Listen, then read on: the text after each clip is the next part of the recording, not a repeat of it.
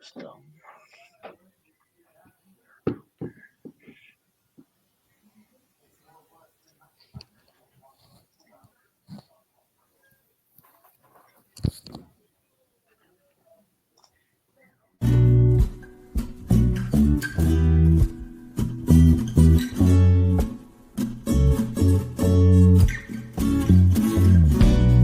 the Shouting Men podcast. It's the Shouting Men podcast.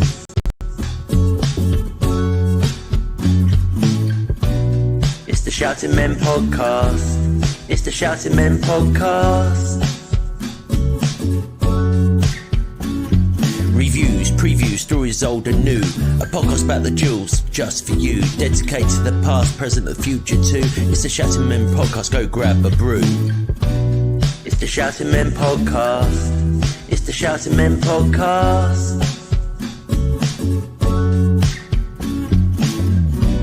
It's the Shouting Men podcast. It's the Shouting Men podcast.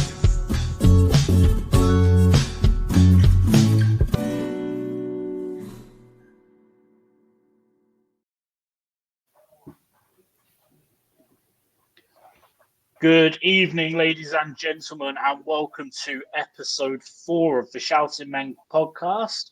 And tonight we are joined by none other than Matt Boosey himself from Gills in the Blood TV. Matt, how are you?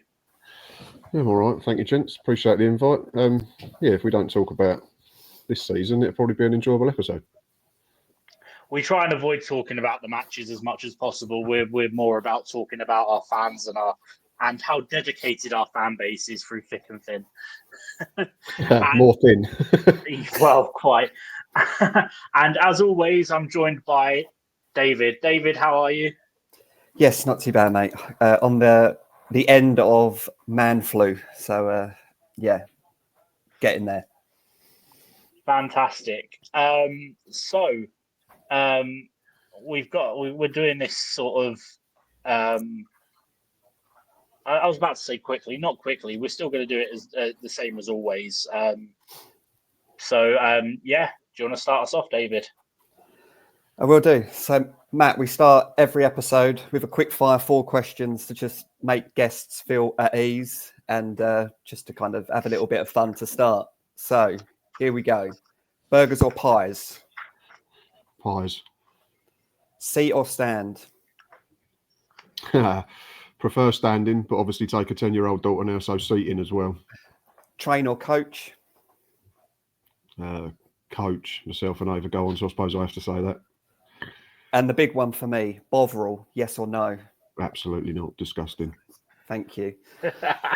I asked that on behalf of my father, who loves the stuff, and I just don't get it. Horrific stuff. Yeah, thank you very much. Right, so obviously we don't really discuss much about the current state of the club. We just want to talk about fans' time supporting the club, how they got into supporting the club, and some good and bad times. So, Matt, how long have you been a Gills fan? Too long, some might say. First game I think was April 1989. My dad took me along because it was league football. It was affordable. Couldn't tell you who played. I think we won 1-0. I was 7. That was my first game. Then probably the first time that I realised what football meant in terms of what was at stake, 3 points and that type of thing, was the Halifax game. That was my second game 4 years later, and it couldn't have been any bigger, really. But you only appreciate it when you get a bit older. Obviously, that was the game that if we lost, we essentially got relegated and would have gone out of business, and we wouldn't have a Gillingham Football Club, certainly in its current guise, to moan about or support. And then my first full season was probably 96, 97. So I just missed the promotion season, the first one under Paul Scally's ownership and Tony Pulis being the manager. And whatever that is, it's a long time, isn't it? 89. I'm 42 now, so 7 off of that. Yeah, 30 so years later. Still doing it, taking Ava now. So she's fully educated or brainwashed, depending on how you want to phrase it. And give it time and she'll be as depressed as the rest of us, I'd imagine.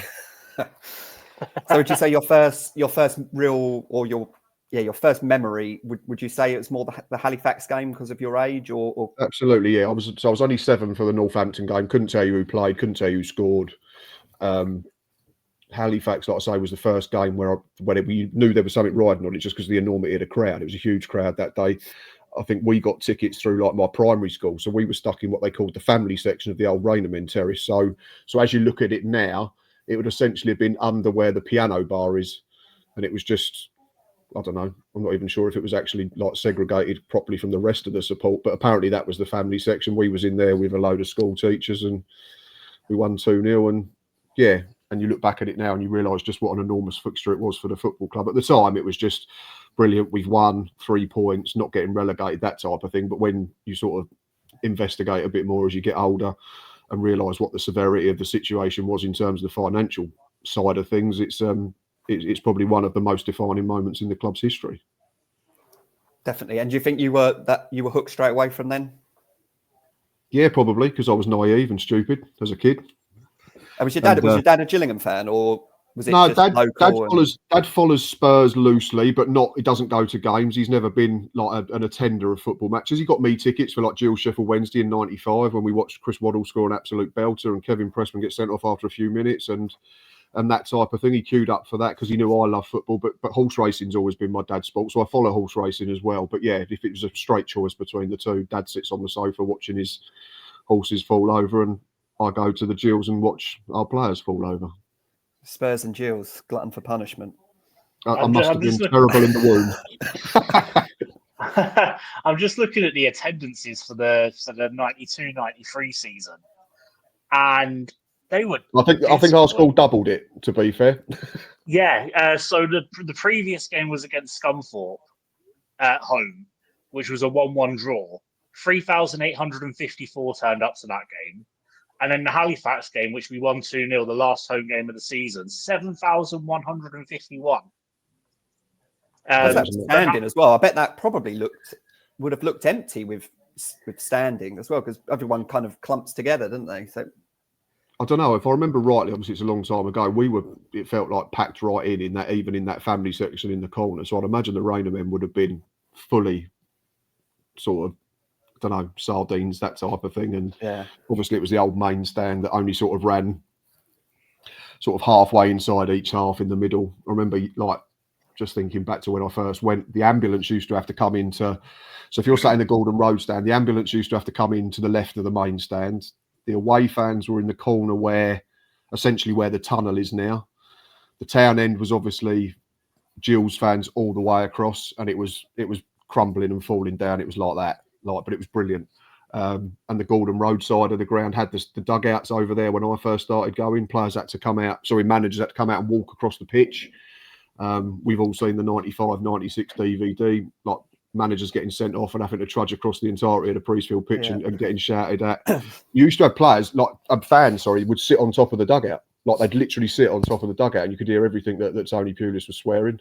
And that Gordon Road stand sort of only went like from the corner of the Rainham end sort of a third of the way along, and then it was just open terrace. I feel like from memory, like stewarding used to be pretty bad. So I swear you could just like move around, because I used to stand in the Rainham end, but my mate was a season ticket holder with his dad in the old main stand. But like at half time, you could just like walk over to him and chat. I'd imagine so, yeah. Like non-leagues around these days. Yeah, it's like how did I get over there? I could have just stayed there. It was back in like nowadays, you can't move 5 meters without someone in a fluorescent jacket. I don't know what they do, but there seems to be loads of them nowadays. Just to make you feel old, Matt. That Halifax game, I wasn't even 1 year old at that point. I was 3 months. I was 3 months off my first birthday. Excellent stuff. I'd have been 10. I'd have been 10. So there you go. So officially the oldest. Terrific. Yeah. Thank you very much. So out of all this, the 33 years of going, who would you say is your favourite ever Gillingham player? Bob Taylor, no question. Quick. The best striker I've seen. Obviously, I'm going off of people that I've seen in my lifetime, so I'm not going to be able to comment on, Tony Cascarinos and Brian Yeos and that type of player beforehand. And I just miss Ron Hilliard, the goalkeeper. So I have to base it on what I honestly have never seen a striker hit a football so clean than I watched Bob Taylor. And I'm talking about any footballer anywhere. Like that season he left was, if you go back to the 90s, Dave more than Kirrien, and obviously if you was a striker, you was at the top of your game. If you was going along a goal every other game back in the 90s, like that final 3 months of Bob Taylor, I think he scored 18 in 15 games or something absolutely ridiculous. And it was every type of goal you could imagine. Just left foot, right foot, headers, volleys. I've been lucky enough to interview him, and I remember him saying on the interview with me on the channel when he came on at, I think it was half time or after about an hour against Bristol City that night. It was Tony Pulis' first game back, I think. And he laughed and said he was warming up with Tony Thorpe, the Bristol City striker, who was just coming back from an injury as well. And they said, this game's shit. Like, we don't want to go on in this. Absolutely not. It's freezing cold. It's pissing hard of rain. And obviously he got the call and had to come on. And he honestly scored the greatest hat-trick I've seen live. Absolutely ridiculous. And he was about 60% fit. Like the best. Favourite player in terms of ability, obviously there's another one that I have to mention is obviously Andy Hessenthaler. He just personifies everything that is Gillingham Football Club. But in terms of raw attributes and ability, and like I say, the fact that how he struck the ball was ridiculous. Yeah, it has to be Bob Taylor. And he scored but one of the header against Fulham Mm-hmm. was probably one of the memories I remember the most of getting the famous crushed Rainer Men celebrations. Yep. It's such an especially because they were a huge club at the time. Yep, managed by Kevin Keegan, weren't they? Yeah. Yeah, and to score that goal in the 91st or whatever minute it was phenomenal. But yeah, me and Kirrien, we're Carla Saba, so we've got a pretty good front two here. Yeah, Saba was class as well. They were a great pairing. Oh yeah, absolutely brilliant pairing. One of the best crushes we're talking about them for me was probably Bournemouth at home in a Sky game. I think it was the first time we was ever on Sky, and I think Kevin Lisby, who was on loan at, from Charlton, and he played a few games. I think there'd been injuries and suspensions. I think Saabs had been sent off, but he scored late on in that game, and we'd come from behind. And that night was something ridiculous. I mean, I was somewhere near the back and ended up near the front. My mate somehow managed to lose a shirt that he was wearing when the goal went in. Yeah, that was absolutely phenomenal that night. And it was, that was in the days before Sky is what it is now. I mean, it's just an absolute beast, isn't it, now in terms of live football and what we can watch and what we get access to. So to be on the telly back in the 90s was a massive thing. And we were lucky, I think, a few times, like the Coventry game in the League Cup a couple of seasons before. Obviously, the two Wembley games were live on national TV as well. But yeah, that was probably one of my favourite moments was Kevin Lisby's late winner year. Back in the day where you used to start standing somewhere for the start of the game, and by the time the game finished, you were standing somewhere completely different. You'd have to meet them outside because whoever you come in with, you didn't know where they were. Yeah. One quick question for you, Matt, as we briefly talked about great Gillingham pairings up front. Mm-hmm. So obviously Bob Taylor, Carla Saba, really good.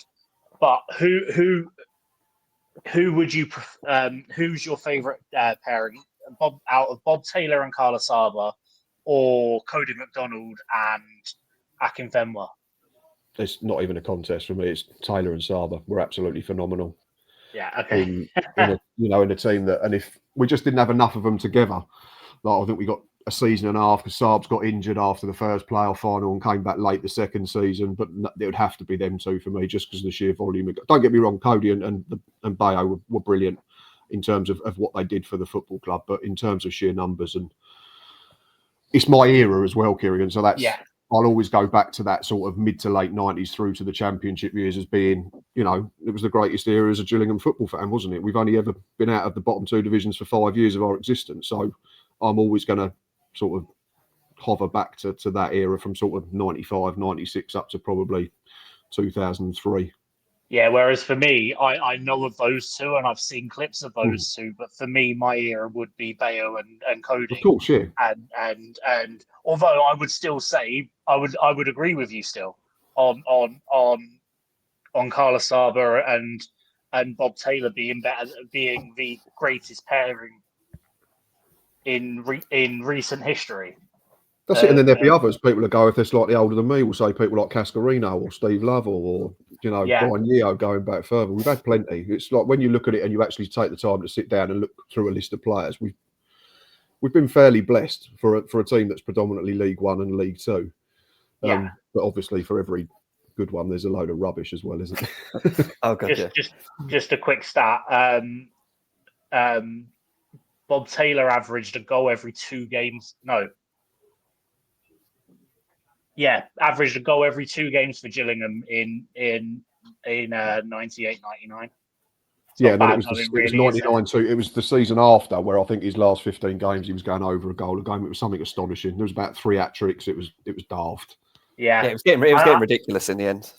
I mean, a goal every 2 games is still pretty good going. Oh yeah, you was top class at any level if you was doing that in the 90s. Whereas we know the Messis and the Ronaldos and that have taken it to different levels now, and Haaland and Kane and that type of thing. But he was brilliant but we have to remember he got slagged off, didn't he, Dave? Like people didn't want him after about 2 months because they thought he was fat and he couldn't score a goal. But once he started, my God, he couldn't stop. And do you have a guilty pleasure player? So a player that maybe not stand out to most fans, maybe a player you wouldn't get on the back of your shirt, but a player that you always quite enjoyed watching. This is the only one I've not answered. I couldn't think of one. I suppose off the top of my head, up until probably the last couple of months, would be Max Amer. I've always been a fan of Max. I think he's been a very good servant for the football club, but I understand why people say, he's been part of poor sides as well, and I totally get that. So I suppose you'd have to put him as one. I don't know, guilty pleasures. I'm not really sure. So someone that maybe isn't as actually good as maybe we thought? Mine was Dennis Ollie. Always used to try, but after time he got the ball, you didn't know what he was going to do. A bit like Gia Pua. Loved Guy, yeah. That was the championship years, wasn't it? Yeah. Tom on our last show had Stephen Gregory, who I completely forgot was in our league winners squad. Yeah, he was in there when 2013. Yeah, so that might be one as well. I'll let you in on a secret. I didn't actually see a single game live in the championship winning season because I'd just taken a job in the pub trade, so I had to work Saturdays, and I've not been there long enough to be able to dictate who's doing shifts and when. So I missed every single league game live the season we won League Two under Martin Allen. So yeah, there's a little known fact for you. So probably get called a plastic now, but such is life. But yeah, so I'd have to say Max. There probably is. There's probably loads, isn't there? I'm trying to think of people. I remember them all when we stopped recording, won't I? That's fine. But yeah, I'd have to say probably Max, because I know he splits opinion. Certainly at the moment he splits opinion as well. So yeah, that would have to be mine if I went for one. No problem. And what's the best match you've been to? Doesn't have to be a game that we've won. Again, it could be Wembley. It could just be multiple games. Oh, right, here we go.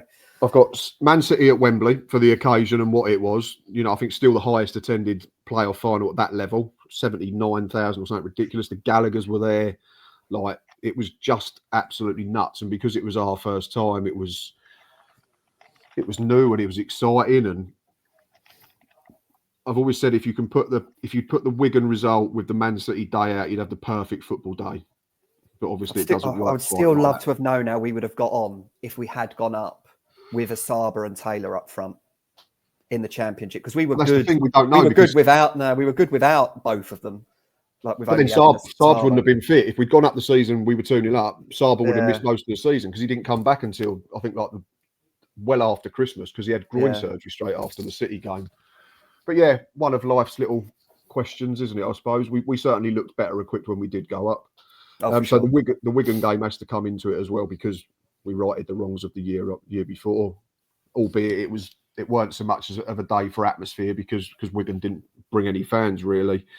And the last one's probably a slightly left field one, Leicester at home, which I think was Braden Shannon's first game, because it just felt like we'd got our football club back. It was full up.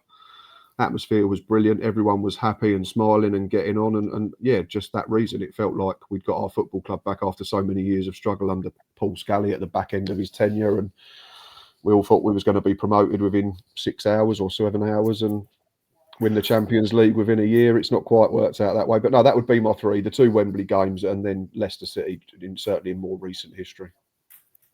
Oh, perfect. So now we're going to really depress you with your lowest point supporting club. Again, it doesn't have to be a relegation. It can be a game. It can be a moment. It can be a half season. It can be whatever you classify as a point where you were like, oh, I could give up right now?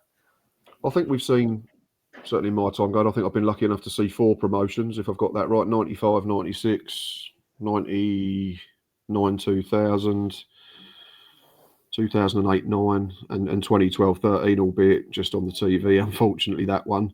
And I think I've seen 4 relegations as well. So out of the Championship in 2005, we then went back down into League 2 a couple of seasons afterwards, didn't we? And then we've been relegated a couple of times since then. I'd probably say, if I had to plump for a time, I'd probably say the last few years. Certainly the back end of Paul Scully's reign, it was toxic, wasn't it? It just felt like a battle to go to football matches. Everything felt like it was, corners were being cut in terms of off the pitch and on the pitch stuff. I felt he walked away. I mean, that's his prerogative. When the going was as tough as it was, and left Paul Fisher to sort out the mess that he'd partly created. And then I think because we were promised so much after the Gallinsons took over, and maybe we all came a little bit entitled and thought that we was just going to, walk League 2. Just the lack of goals, the lack of entertainment over the last 4 years or so. Just constantly feeling like we're being overpromised and underdelivered. Obviously, the relegation from League 1 was part of that. That was a horrible season. There was so many opportunities that you just felt we could have got ourselves out of trouble if we'd just been braver against Fleetwood, if we'd not struck a post at Cheltenham. And then obviously we had to watch Rotherham celebrate promotion at the same time as we was being relegated. You then had the pitch invasion and that type of thing. We then had some pretty unsavoury off-field incidents in recent years as well. So I'd have to say, as much as it's improving off the field since Brad and Shannon took over, and they've done a brilliant job, this last few years has been hard work at times. I'm not sure why I started the channel, to be honest. I was just about to say, you started your channel. At least I could never be accused of being a glory hunter. I started midway through the Pennock, just after.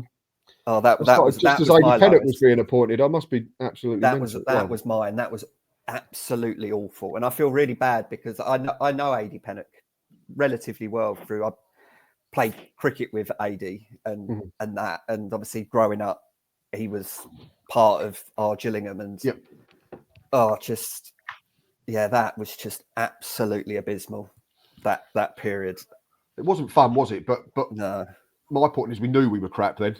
Like, we had no budget. We knew where we were shopping in terms of players. I think, but now we've almost been promised that we're going to be better, and it's still not getting better. And that's why I think this period is worse for me, because, like I say, I keep coming back to it: overpromised, underdelivered. That's how it feels at the moment. Yeah. No, I agree. Just going back quickly to the attendance for the playoff final game, it was 76,935, which was the largest ever second division playoff final at the old Wembley Stadium. That was it. I knew it was something. It was the highest attended at the level for somewhere. So, has it been? I think it might have been surpassed now at the new stadium, but it's been surpassed at the new stadium. But I think it's still one of the highest second division playoff finals. That was incredible. League One. The atmosphere was unbelievable. There's been championship playoff finals with less, and to have 76,000 following little old Gillingham to Wembley was incredible. I mean, the year later it was 53,000, which was still the third highest at old Wembley Stadium. Yeah, I think Wigan only took about 9,000 that year. That was basically 90% us. That was, whereas it was a very even split. The City game, it was incredible. So yeah, it wasn't 76,000 Gills fans. That would have been nice, wouldn't it? Yeah, but yeah, still, it was still an unbelievable day out. And like I say again, because it was the first time we'd been there, it was just a great day. Albeit, we all wish the last 5 minutes didn't happen. I agree, mate. So onto grounds. Obviously, I know you enjoy going to your away grounds. What's your favourite away ground? And again, it doesn't have to be the shiniest. It can be something ground that you always wanted to go to. And just hear about the reasons why. I've got a few based on just the fact that I think they're proper football grounds. They're old school football grounds. They're 4 stands. They're not just these wraparound bowls, which are great. Like, you look at the Emirates and the Tottenham Hotspur Stadium and Bayern Munich and that type of thing. They're incredible facilities, and you can see why the game's gone that way. But for me, I've gone with Fratton Park, Hillsborough, Kenilworth Road, and Portman Road. Just really, really good places to watch football matches. I just like I mean, I've been lucky to see us win twice at Fratton Park as well in about four visits, I think, or 3 times. It might be. I was there for the Connor Wilkinson goal. I was there the year after for the Tom Eaves goal. Yeah, 3 visits, 2 wins. Kenilworth Road is weirdly because of the game. That was the season under Lovell where we went there and Luton were running away with the League One title. I think they had the 2 fullbacks that ended up playing in the Premier League, James Justin and I think it was Jack Tracy, who went to Bournemouth. James Justin ended up at Leicester's, won England caps. And we drew 2-2 and were the better team. I think that was the day Luke O'Neill scored an absolute belter. So, but I know it's been developed now because they ended up in the Premier League, but it's just one of them pitches where you're right on top of the pitch. All the noise stays in.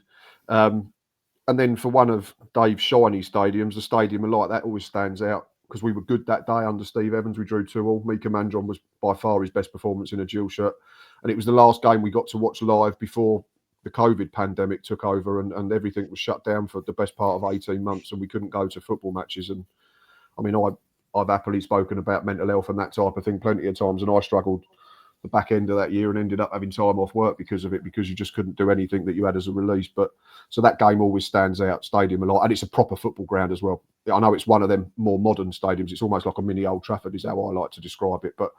And they're proper football people up there. And it was weird because we was in there and I think there was about a couple of hundred Newcastle fans in with the Gills fans as well, which added to the atmosphere. But yeah, proper place to watch football. And they're all proper football clubs as well, like historically, Sunderland, Luton, Ipswich, Sheffield Wednesday, Portsmouth are all giants of the game, and their fan bases are excellent as well. So that'd be mine. I've heard quite often Newcastle fans manage to infiltrate the away ends of Sunderland ground and go and support the away team. So that doesn't sound too far fetched to me. I know there was loads in there. Like a few of them, we spoke to them when we went in the gents at half time and that type of thing. They were loving it as well. Yeah, because I think I remember rightly, it was 0-0 at half time. All the goals came in the second half. So obviously they were jumping up and down with the best of us. Like when Mandron scored his second equaliser I think it was about the 3rd minute of injury time. It was a good goal as well. Like I say, it was. And then we got him back the year after, or a couple of years after, and thought we'd made a really good signing, and that didn't quite work out, did it? So, but no, it was a good day, and it was certainly one to remember, given that we couldn't do it then again for a year and a half. Right. Now, to be fair, I think you've already done one of these, so I'm going to now make your Brad Gallinson. So, and you can change one thing, and I know you've already sacked a manager, Matt. So, I thought I was Brad Gallinson. That's a joke, Gills fans, joke. Some take it too seriously, don't they? But they know they are. So if you were the chairman of Gillingham tomorrow, what's the first thing you would change? Again, it can be as little or big as you want it to be, but it's the first thing you would change. Could be players, ground, could be literally anything you want it to be. I wouldn't want to move from Priestfield. I know it's been spoken about, but not just because of the fact that we're still a League Two club, and I get all the sort of logistical reasons, but it's just home, isn't it? Priestfield. It's always been home. It should always be home. We're never going to get to the Premier League, I don't think, are we? So if we're in League Two and League One, I think it suffices. And quite frankly, it's funny listening to every opposing fan saying we've got the worst ground in the Football League purely because of one stand, when you go to some absolute hellholes across League Two and that type of thing. But one thing I wrote down something really, really simple, and I think we're getting it right off the pitch. So please, God, if there is one, can we have some relative success on it? Like, that is just all I want. Like, you wouldn't want to help your mate Jack out? Oh, I'd definitely get the self-service pumps in 100% just to shut him up. Because me and Reese have a little sweepstake now on what minute it's coming in an episode of Gills in the Pub, and he nearly forgot last time. Me and Reese kept sort of, I don't know if we was sort of subconsciously looking at each other, if you can look at each other from a TV screen, thinking he's not going to say it, and then he said it about 5 minutes from the end. But that's life as Gills fans, isn't it?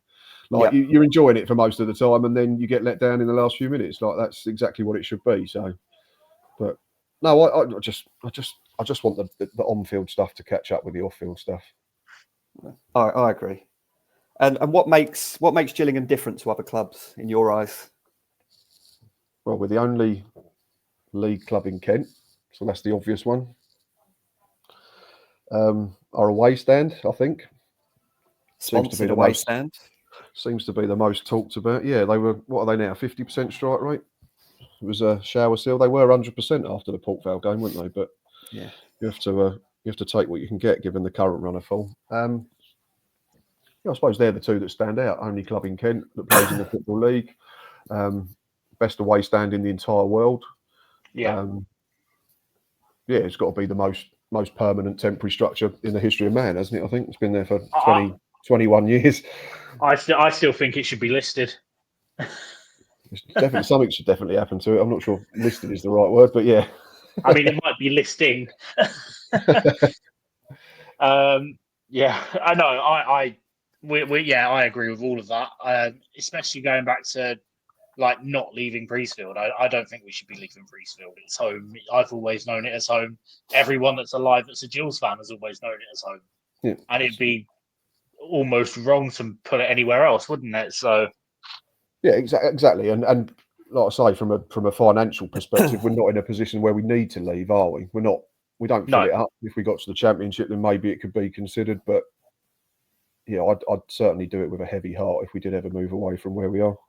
I mean, like Brad said, with modern technologies in construction the way they are, you can build up before you need to build out, and that should put us in a good position to be staying at Priestfield for a good while longer yet. Yeah, potentially. Yeah, I mean, obviously they know what they're doing, so it's and like I say, everything they've done so far in terms of the off-pitch stuff has been really good, and we've got the fan zone potentially to look forward to as well, haven't we? In however many months that may take. So it's not like they've not done stuff to the existing ground to make it better, and it certainly has become a lot better in the last 18 months to 2 years. And again, I keep coming to that. It's just the bit on the grass now that needs to hurry up. Yeah, no, I agree. And then I say we don't normally talk about the current state of the club, obviously, because we like to look back, but we do always ask this one. So what do you, I know we've touched on it a few times. So the current state of the club, happy, not happy?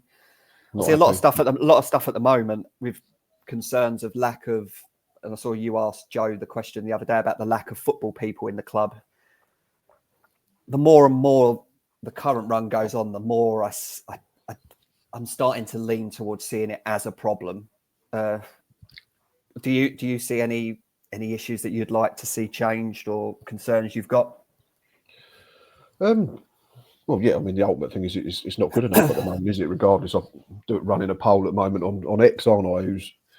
Where I've asked where should the spotlight sort of land on? Is it the players, the management, the recruitment, or is it a combination of all three? And if you look at those that have been specific, I think the majority are falling onto the players at the moment. And I know I got Stephen Clement sacked last season with me and the ME7 podcast just between us. If you believe everything you read on social media. But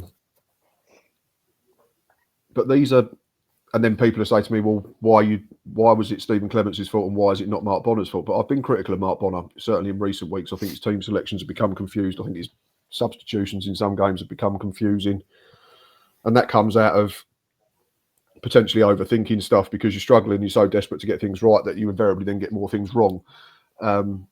But we have to remember that probably 80% of this squad have seen off two managers before Mark Bonner turned up.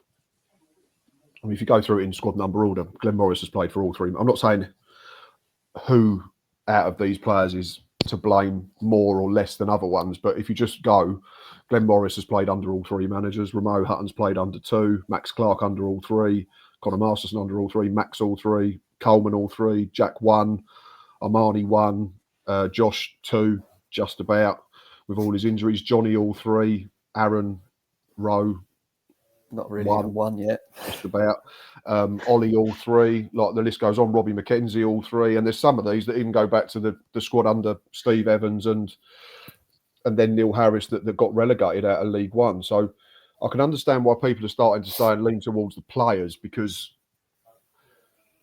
we can't have consistently make the wrong choice, surely, in terms of the manager. But like I say, Mark Bonner's not blameless in this as well.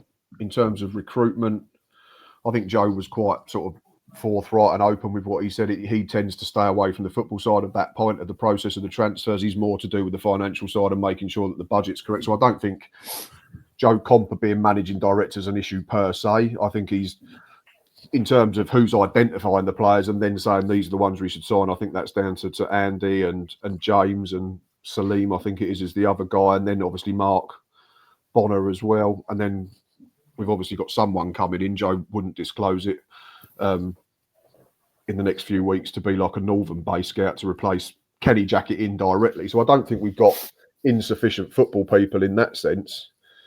The trouble is, Dave and Kirrien, is that when things are going well, everything's rosy, isn't it? We know that. We're fickle as football fans, all of us. But when things are not going so well and the form's not as we want, which it is at the moment, we all start to try and overthink things, and we all probably start digging a little deeper than we have to do, don't we? I mean, don't get me wrong.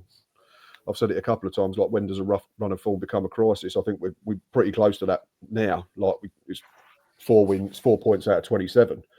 Like, that's relegation form. You can't dress that up. But I do think we're all guilty of maybe looking too far into stuff. It's up to them now, isn't it? I don't know if any of you have seen Mark's press conference from today. He's quite scathing. Yeah, he looked a lot. He looked a lot happier than the one he did last night. The one after the game. I was like, he looked defeated. He looked broken. He looks beaten up. He got asked again in this one. He said, "I'm knackered. Like, it is all consuming when you're trying to get it right." But he was asked about players' character, and he said that, and this was probably the most telling thing for me. He said, "Our biggest leader last night was Armani Little, and he was on the bench in his tracksuit, not even playing." So that's quite telling. That's very telling. So I think that points more towards that. And again, it's not just them, because he as a manager, like I said about Stephen Clements, has got to get more out of these players. That's his job.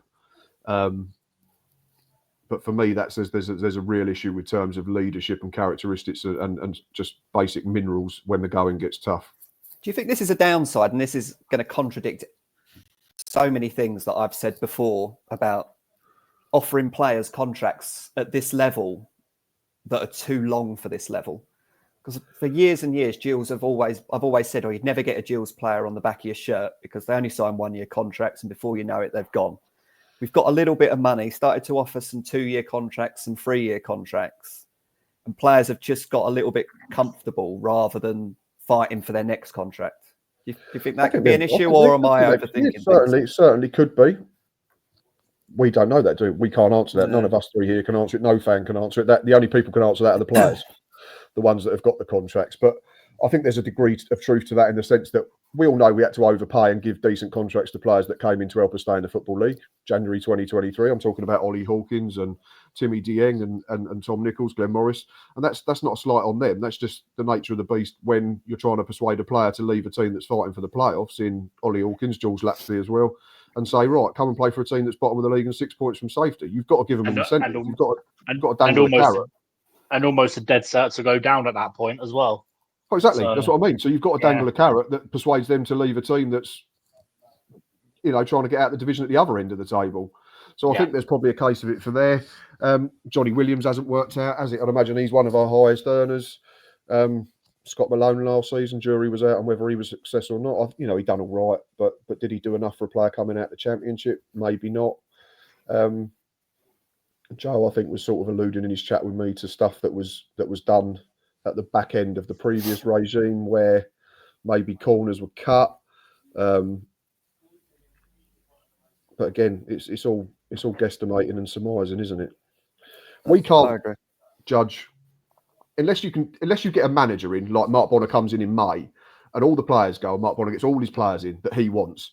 You can never fully judge it in, what I know he's been there 6 months, but what's it been in terms of play time? August, September, October, November, 4 months. Yeah. If this is still happening middle to end of January, then I think serious questions would have to be asked of Mark as well, because ultimately it's a results-driven business. But at the moment, we know the owners are ruthless because they got rid of Clements pretty quick, so that they will pull the trigger if they feel they want to.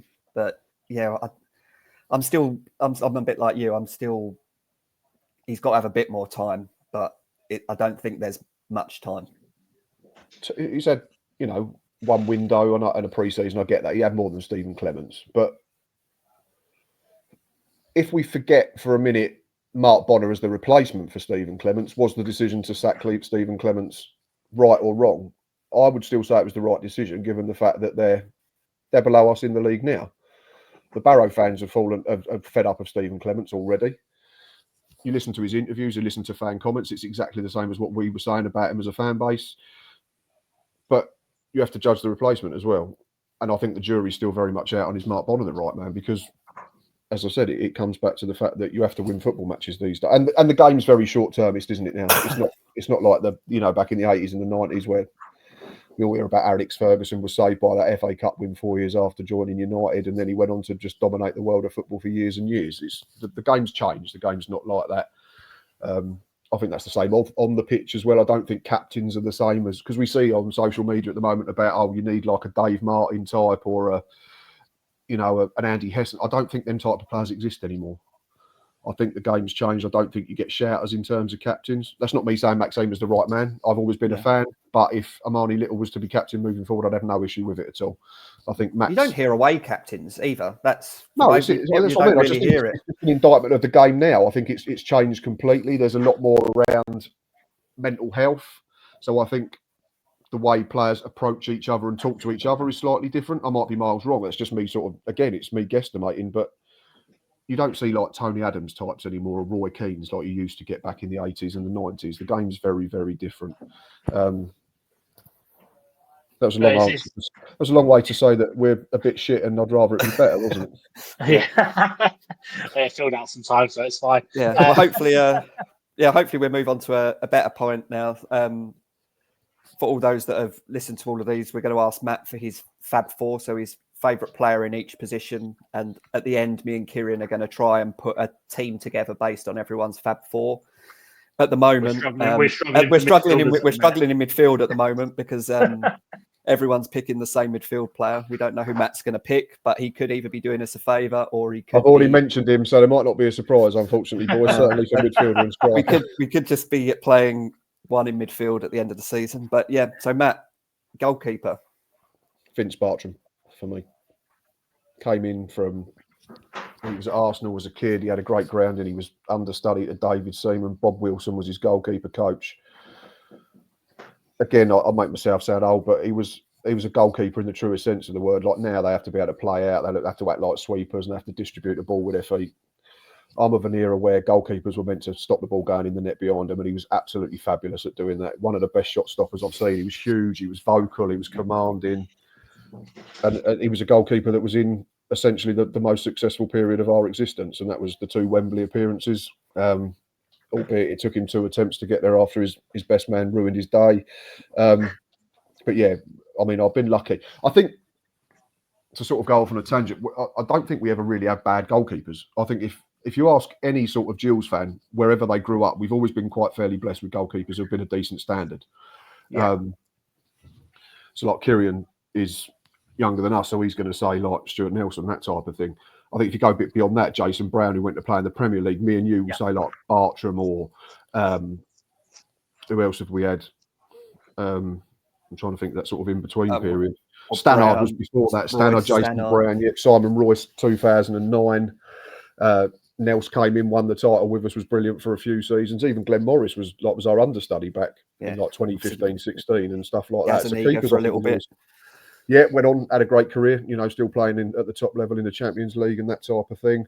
But yeah, in terms of again, what I've seen it, because Ron Hilliard before then, because I think our 2 most highest appearance makers of all time are both goalkeepers, aren't they? I think it's Ron Hilliard and is it John Simpson? Yes, I believe so. They've both made over 600 games. So, but for me, it simply has to be Vince Bartram. Really, really good keeper. One of the best I've been lucky enough to watch. Who was the atrocious Scottish one that had no knees when we signed all the Scottish players? Tony Bullock. Oh, that's it. I always remember Hislop and Paul Shields. I can never remember the kit. He was because everyone always says, apart from being poor at shot stopping, kicking it, catching it, distribution, and claiming crosses, he was an all right goalie, wasn't he? Yeah. Oh, yeah, that's his name. God. What about your defender? Chris Hope. I think twice broke the record for most. I think he broke the record for most consecutive league games by a Gills player without missing one through injury and suspension. I think he then got suspended and then he just went, right, I'm going to go and do it again. Absolute man mountain of a centre half. Weren't the tallest, but is everything you want in a centre half. Would put his body on the line, would get hurt for you, would run through the proverbial brick wall. Came up with goals at vital times. good in both boxes. Stepped up into the Championship when we was in there, or whatever it was, Nationwide or Ensley League One when we went into that level. And yeah, played a great amount of games. Was captain just didn't he later on in his Gills career, and just a proper centre half. And midfield. It has to be Andy Hessenthaler. Oh, here we go. Sorry. No, that's fine. He's going to have to do a lot of running, but he did that anyway. I'm not sorry at all, because he is Mr. Gillingham, and like probably one of the best 225,000 we've ever spent as a football club. To get him at that age as well, and I think the story goes, doesn't it, when we played Chelsea in the quarterfinals in 2000, that Ken Bates was interested in signing the young centre midfielder that we had, and then I think Peter Taylor or Paul Scully told him that he was 35 years old, and Ken Bates went, "Oh well, we'll probably have to leave it." But yeah, just an absolutely phenomenal footballer. Yeah, I still never forget the Hessenthaler Gregan days. Yeah, they were brilliant. Preston, we always had battles. Yeah, they had a good keeper as well. Talking to keepers, was a lad called David Lucas, I think it was. Yes. And then ironically, let one roll under him in the playoff semi-final up at Deepdale, didn't he? Bob Taylor, one that squirmed in. So, but yeah, the Gregan Hessenthaler days were unbelievable, and we sort of followed each other for years, didn't we? Yeah. Us and Preston went up from League Two as it is now in 95, 96, and then we're following each other trying to get out of League One. Yeah, just brilliant battle. But again, another one like Hesse to other fans. Gregan was, you always wanted him on your side, didn't you? You hated him when he didn't play for your team, but absolutely loved him if he was playing for your football club. Just two proper warriors that wanted to win. That'd be a good interview if someone could get both of them on somewhere. Yeah, that'd be decent, to be fair, yeah. Especially people of our age, anyway. Yeah. Kirrien sitting here thinking, who the hell are these? Yeah, at the end of the show, I was just looking at Ron Hilliard and John Simpson's stats, appearances. So Hilliard was 657 appearances. Yep. And Simpson was 617 appearances. Jesus Christ, ridiculous. And then the next 5 on the all-time list are all defenders. There you go. So one of them would be Max, I think, wouldn't it? Yeah, Max is. I think Max by the end of the season. Yeah, I think because someone tweeted last night saying he'd gone past someone to go into the top 5 or 6. Yeah, I think he's so now, yes. So yesterday, Max went past Dick Tideman, who played between 1969 and 1984. But yeah, he passed him yesterday to go to 420, making him the 6th highest all-time appearance for the Gills. I think he's like 12 or 13 away from the next one, but then I don't think he's got a chance of getting. I think then it jumps to the 500s, doesn't it? Yeah, and I can't see him getting that far. No, up, he's 48 away from Charlie Marks. Yeah, I was going to say for Hess is why at the end of each show we ask for people who want to come on. We either want some really old fans to come on and talk about players that me and Kirrien have never heard of, or you need some younger ones that are going to come on and never seen Andy Hessenthaler play. But everyone we approach or come on have been of the same age, so we're getting lots of Andy Hessenthaler. I also think it's just that because of just what he stands for in terms of Gillingham Football Club. I think he's Mr. Gillingham, isn't he? So yeah, really is. Yeah. I got a feeling I know your centre forward's going to be. Yeah, it might be Mr. Taylor. Yeah, absolutely. It's not even a discussion. Perfect. Well, at least we've got 2 strikers. We've got 2 strikers. Yeah, good. And now I know I'd just like to get you to talk about you and how you got into YouTube, how you became Gills in the blood, and what made you one day think I'm going to start a YouTube channel. How did it come about? Honest answer is I got invited to do a match day vlog for another YouTube channel. I think it was one of James's early sort of guys. I can't remember. It might have been the Last Waltz blog or the Gills Fancast. They've had a few names, but yeah, it was one of them. And I did the match day vlog away at Wimbledon. We lost. It rained. We were crap. But is that where you sat on the terrace, not looking very happy? I've sat on a lot of terraces, not looking very happy. To be fair. Generally between 3 and 5 p.m. But we always say, don't we? It's the football that gets in the way of a good day out most of the time. Yeah. And I sort of thought about it for a few days. I said to Boz and Stocky, I said, I did this vlog. I want to do something myself. I said, if you're up for it, do you want to be involved? And they sort of said, yeah, give us some ideas. And I said, well, all right. So we had a think, and this was back at I think. So yeah, it'd have been 2016-17, and then I think Justin Edinburgh, God rest his soul, got sacked in the January, and we started in the February the 9th, 2017, if my memory is correct. February the 8th or 9th, yeah. Yeah, and it's obviously it's evolved massively since we first started to do it. If you go back and watch early vlogs, my head's too close to the camera, and it's all very. You have to learn on the job at the end of the day. Like, I've had people comment on my videos all the time and say, "Oh, like with constructive advice," which is great. That's what I want. But I just say, look, well, I've had no media training. This is all just self-taught. What I've done is it's just me. It's just me and a camera. There's never been anything else. There's no airs or graces. There's no microphones. I tried microphones for one game and nearly lost half my footage because they kept making horrific background sound. Yeah, so we started there and we tried to get some structure to it. So we've always had 3 regular shows. So that's the match day lives and the previews. But in the early days, I used to do it on my own, the preview, and it would basically just be me sort of taking key points from, because remember back in the days when Pennant was doing press conferences, they used to show them live on Facebook. Yeah.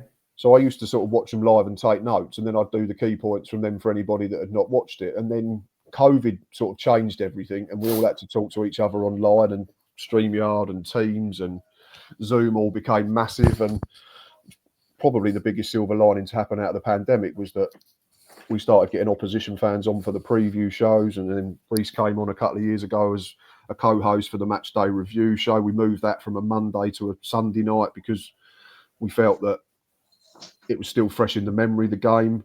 Don't want to be waiting too long to hear about it, because either if you've won, you've enjoyed it too much, and if you've lost, you just want to forget that game anyway. Yeah, we're up to 3,450 something subscribers. I think I'll go past 1,000 videos this year. By the end of the season, I'd have gone past 1,000 videos. So, and I take it you didn't think that this was going to happen when you started? No, absolutely not. Like, I remember thinking, God, blimey, I've got 50 subscribers. This is nuts. And like, I remember celebrating, going, God, this one's got 300 views, and now it's staggering, like the amount of people. And I've always said I wouldn't outstay my welcome. If people stop watching and people stop subscribing, I'll stop doing it. But obviously I've got Ava now. She comes on from time to time. She's learning to be involved with it when she wants. She's learning about being a Gills fan. She said to me earlier today, she went, "Do we have to go Saturday, Dad?" And I said, "Yes, you've got a season ticket and we're not wasting money," because I'm a tight bastard as well. And yeah, we're still doing it. And it's, like I say, it's evolved massively from the early days. And we've been lucky enough now, since before we wasn't allowed access to the club. I think we had one summer where the club was in between media staff, and I managed to just sort of talk to players directly. And we were lucky to get, we had Maxima came on. I think he was Josh Wright was our first player interview after he'd scored the hat-trick of penalties. We interviewed him the Tuesday after, before Bolton, because he was suspended. Maxima came on. I think we were the last people to interview Bradley Dack as a Gillingham player before we left to go Blackburn. And then obviously in the last couple of years, we've been given media policy by the club. So we get access to 4 interviews a season, which is brilliant. So we get more current interviews because it's players that are involved with the football club. Yeah, and I still enjoy doing it. It's my wife. So your Gills pub is probably my favourite. Yeah, we just need to get in a pub, don't we? Just need to actually go to a pub and do it, yeah. Yeah, I think you should probably contact, well, you run the club, so you should be able to get access to the factory at least. I'll find the keys to the factory. They're down the side of the sofa. Yeah, they just have to put a couple of lights on, don't they? Been too busy sacking managers recently. Yeah, you can just all sit there with a pint. I just think the way the three of you do it, I think because you don't all agree, and I think that's the key to these things. Yeah, exactly, and that's all three of us kept saying yes, it wouldn't work, and I think that's what makes the opposition fans coming on preview shows as well, because you find out about the other club. It used to just be me and Boz, and you're only getting one side of the story. Then you're just literally, for your opposition, you're just reading stats off a page, and you're not getting reasons behind the stats and that type of thing. And I've met some brilliant people through it, like people I now call mates, like the guest I had on, the Salford fan, Danny. Unbelievable knowledge of the football at his football club. Lee, who does around the grounds, are class as a friend now. We've been to football matches together. There's so many good people out there that do content creation of various different guises as well, whether it's this type of sit-down show or it's what ME7 do with their spaces. You've got Reese doing his thing in Germany where he gets live coverage of the game along with his reaction is brilliant. There's so much brilliant stuff out there, and I think it's great because it gives lower league football the coverage that it deserves, because you don't get... I just find journalism in terms of newspapers and Sky Sports to a degree, I watched the Stevenage game last night. Marcus Willie, like just learn how to say his name correctly. It was doing my head in, and the formation that they put up as the graphic was hideous. Like we had Max Amer in midfield. Ethan Coleman was our attacking midfielder. I think we had Ramo Hutton up front or something. It was Conor Masterson was left back. Just do a bit of research. So if you're getting it from fans, you know that it's going to be properly done. And that was my biggest goal when I started. It was to give access to the football club. Not give access to the football club, so give access to fans that couldn't get to matches for any reason, whether that was ill health or age or distance, to try and bring the match day into their home. And I think we do that if we're still doing this 7.5 years later and people are still watching. People still follow me on X, so I must be doing more right than wrong. Sorry, but I've always said, like, when that stops, I stop. No worries. And on to your last thing, and another huge love of yours, football shirts. So obviously, anyone that follows you would have seen that you love football shirts. You've just started up your own shirts in the blood. How did this start? Why did it start? And COVID. How does your wife let you spend so much money on football shirts? And where do they all go? They can't all be there behind you, surely. Yeah, that's all of them. That's literally all of them. So this is a rack that they actually use in the club shop. So I know how many shirts and what weight it can keep. So I've got because I asked Joe Comper, because obviously I'm in with everyone. Yeah. So I've got this holds, I think, based on weight, on the average weight of a football shirt, which I think is about 185 grams. This holds about 600 football shirts. So Jesus, I've got about 300, about 400 spare still. So what? COVID, so you weren't doing it until COVID? COVID, I had about probably 15, 20 Gills shirts when COVID started, and then I just found that I had, because I was working from home, so I wasn't spending money on petrol. I wasn't going out. You couldn't go to the pub. You couldn't go out for the dinner with a wife. You couldn't go to football. So suddenly you was putting loads away savings, but you were still having like this, just a bit of spare cash lying around. I don't know if I was anyway. I did the same on Gills home shirts was my thing. So it started from there. It started on Gills shirts. Then Darren Pont started his replica thing on Facebook. So that meant that there was more access to the ones that you would have to pay over the odds for. If you was going through eBay or football websites. Now, I had a few England shirts, and then the Euros came around in the summer, and I thought I want to add to ones that I had because this is one of my favourite ones. See, I was prepared. Look at this. So this is one of my favourite England shirts. So that's got World Cup Italia 90 embroidery on it. Oh yeah. And that's got Paul Gascoigne's number, because Paul Gascoigne, one of my favourite players growing up. So that's his number 19 from Italia 90. So I thought I want to get a few shirts more from sort of the era when I was growing up, because I had shirts as a kid and kits. I put one picture up of me in a Sampdoria shirt when I was about 11, but no one knew that football shirt collecting was going to take off 20 years later or 30 years later. Now, that shirt. Oh yeah, I mean, I certainly wouldn't have had to get into it. It'd have been like a bra. So I wanted to get like the Euro 96 ones, and then I sort of started, I wanted to get all the Southgate ones. So I got all the ones like from the Southgate era. And then I started thinking, the odd club one. Now it's just sort of developed to Gills England and just basically shirts from around the world that I like. I got this one recently, which was unbelievable, which is 1994 to 96 Real Madrid. So these are all real, or are they retro? No, this is a real one. So as I bought are you on some sort of website that you subscribe to, or is this all like eBay? This is all classic. This is classic football shirts on eBay. Some are replicas. Like this is a. So there's real one. There's player worn. There's match issue. There's match prepared. There's like club shop replicas, which are what these types of things are, and then you get remakes as well, which are like what Darren does. But no, this is a bona fide replica. It was some sort of collaboration shirt, because the manufacturer is slightly different to what they actually wore. Their manufacturer was actually Kelme at the time, and this one's got a different name on it.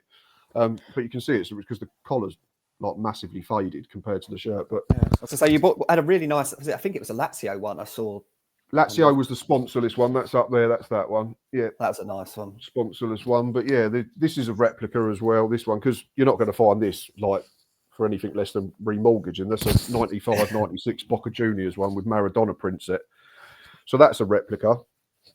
Another one was the Ajax. They did a collaboration shirt with Bob Marley a few seasons ago. With reference to his Three Little Birds song, because it's something of a club anthem for the Ajax fans now. And yeah, this was the last one to arrive today from the same season.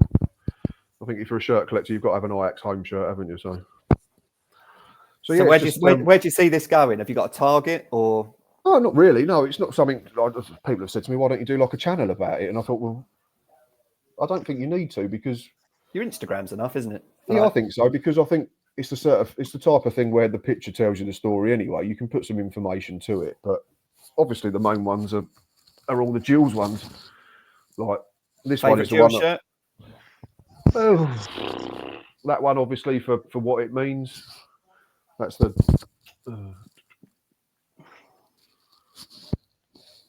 Adrian Pennant from Wembley. It's not his. It's a replica, but it's not a match issue one. Obviously that one. Tidying after this. The Bob Taylor one. I've got the 99 2000 home shirt twice with nationwide prints and a Saba and Taylor on the back. This is the one that I did the past meets present recently, so this has got Fortune West on the back. Yeah, the one Gills shirt I can't get is the I can't even remember what it would be, but it's the light blue, dark blue old badge. What's the sponsor? I can't even remember, but it would have been. You're probably going to know it when you see it. I think it's got like the checkered diagonal thing going through it. It would have been either like late 80s. No, not that. It was before after that one. It would have helped if I'd known, but yeah, I can never find it on, or if it goes on eBay, it's just so much money. You don't mean this one, do you? That one. I had the away one for that. I had the red one, but that's the shirt. That one. Yeah, I don't get into that one. If I get into that one, I have to get the fire brigade to come out and get me out of it. That one I got on eBay for £20. The red one. I paid 50 quid for that. That was it, and it's literally brand new. It's ridiculous. Yeah, so that's the one. If I could get any Gills shirt, that'd be the one. I've seen some horrific remakes of it as well. Like, yeah, I'm sure Darren would do it if you could do a remake. Yeah, but that's the one. Every time now I look, I've got every home shirt from the last shirt we had with the old badge, and then every home shirt with the new badge, bar the odd ones where we had that shirt with a different sponsor. When we had the Hidson's sponsor, obviously I haven't got a Hidson's version. So I've got that, but it's just a remake. So that's I tell you what, Matt, your wife must be glad that you don't live here in Manchester, because this is where the classic football shirt shop is. Oh, I know. Yeah, there's one there. There's one. I know there's one in London as well. So yeah, we've got two here in Manchester. Their warehouse is also in Manchester, and in their new flagship store, they've got a bar. Yeah, the same London one's got a bar as well. It's unbelievable. Yeah. We have actually been in there. She let me go in there. We went up there to London a couple of years ago, and I went in, but I didn't buy anything. I just wanted to have a look round. But yeah, it'd be nice to go up there with a few quid and see what I can find. But so yeah, before we let you go, Matt, is there a shirt you've got your eye on, one that you want or like the look of? There's one I've been trying to get for a while, and I've actually got it for Christmas. So I managed to find it, which is the. How do you know you've got it for Christmas? Is it to Matt from Matt? Because I ordered it and used my stepson's card, which is the Leon 23-24 third shirt, which is multicolour. So I'll let you two look that up once we finish. That's an unbelievable shirt. Becoming a bit addicted to Hummel at the moment. They've got some unbelievable ones there. I've got the Southampton one from last season that they wore at Wembley, which is obviously homage to the 86 to 89 shirt. You got to get the Fiorentina Nintendo. For Batistuta. Need to get one, but need to remortgage for that as well. You can get decent replicas and remakes. Yeah, with Batistuta on the back or Rui Costa, that'd be good. Trying to get a Gascoigne Lazio one, but they're ridiculous amounts of money as well. Anything AC Milan. AC Milan have just released a 125-year anniversary, but it's a £1 for every year that they've been in existence. But it is really nice. There's some great stuff out there. Yeah. But eBay's brilliant. Like I found a Republic of Ireland home shirt last week, and I mean, forget who it is, but it's unbelievable. It's like a metallic gold badge with a sponsor as well, which obviously you don't usually see on, and then it's got like these enamel gold trims on the sleeves as well. That was £8. So yeah, if you look hard enough, you do find them. I was just saying to the wife when she says, "Why'd you keep buying football shirts?" I said, "Well, you'd rather that than me being out getting drunk and taking drugs every Saturday." So it doesn't work. It doesn't work, but I keep saying it. No, thanks for coming on, Matt. Thanks for your time. No, mate, it's been really good. Really enjoyed it. Thank you very much. And for any Gills fans that don't subscribe to Matt, I'm sure there's probably not many of you. We'll put all Matt's details in the description, and yeah, go give him a follow. Go give his new Shirts in the Blood a follow on Instagram as well. It's really good if you love your Gills shirts and other football shirts. Thank you. And as always, go check out the German Gills channel, who we work with. Reese does some brilliant stuff on there. And I'm hoping to be back on that show in the next couple of months when Gills are back away up north. So go check that out, German Gills. And also Gillingham Legends. Go check out Gillingham Legends. Don't you have a Gillingham Legends? It's got some pictures behind him, I think. Picture? Yeah, my mate's got me one. I don't know if you can see it. I've got some bits up there. Yeah. Yeah, this. Where's my finger going? This side up. No, that way. That There. way. Yeah, that's So, yeah, I've got that's a some couple of- really good stuff. Especially Yeah, the sticker book. I don't know if any of you got the sticker book. I've got the sticker was- book. I'm just waiting for the last bit, and then I'll put them all in together. Yeah, I've got that. I've got both of his. I've got his Gillingham Legends book. I've got his Good, the Bad, and the Ugly. I've got his England one. Got some. Yeah, he does some brilliant stuff. Yeah, and that was lucky when I was off work a couple of years ago when I was not well. Bos and Stocky paid for me to have the Gills in the Blood legend thing. Yeah. And lastly, So, just thank Kris from The View from the Medway for updating our intro for us. I forgot about that. I appreciate shouldn't have forgot about that. He'd shout at me if I Thanks, didn't Kris. thank him for that. But no, it just goes to show that we've got all these channels, and I know it does annoy some fans, all these channels, but it's good to see everyone trying to help everyone out. And If they don't like it, they don't have to watch it. That's what I always say. It's and I think everyone does do different things as well. And I think if it started to get too clogged up with everyone doing the same thing, it might start to annoy people. But from what I see, it does differ, and that's why I think we try and do what we do. And if you want to be our next guest, drop us a message, and you can come on next month and talk all things Gills. Thank you very much for joining us, and we'll see you next time.